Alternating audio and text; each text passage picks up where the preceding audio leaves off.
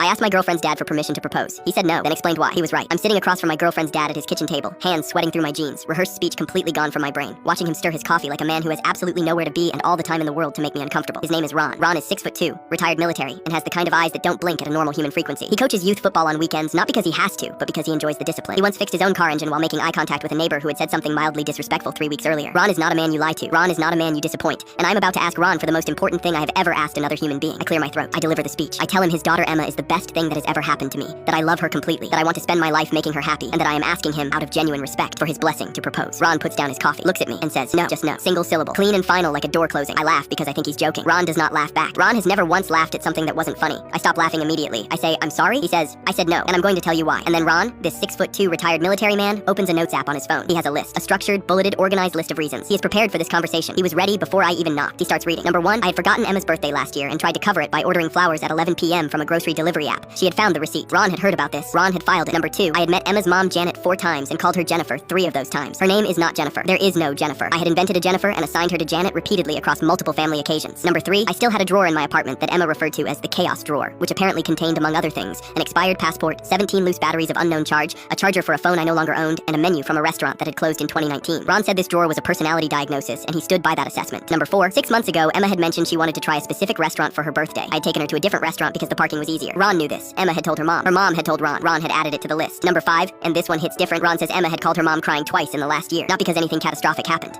but because she felt like I wasn't fully paying attention, like I was present in the room but checked out of the conversation, like she was talking, and I was waiting for my turn to talk. Ron closes the notes app. He looks at me and says, son, you love my daughter. I can see that. But right now you love her the way someone loves a comfort. Easy, warm, always there. That's not enough to build a marriage on. She deserves someone who pays attention on purpose, not because he has to, because she's worth the effort every single day. Then he picks up his coffee and says, come back when you can tell me something specific you did this week, not this year, this week, that put her needs above your comfort. Then we'll talk. I drive home in complete silence. I sit in my apartment and I open my notes app and I start writing down things Emma has mentioned in the last month that I half heard and filed nowhere. Her work situation that's been stressing her out. The friend drama she told me about that I'd forgotten the details of. The book she said she was reading that I hadn't once asked about. The list is short.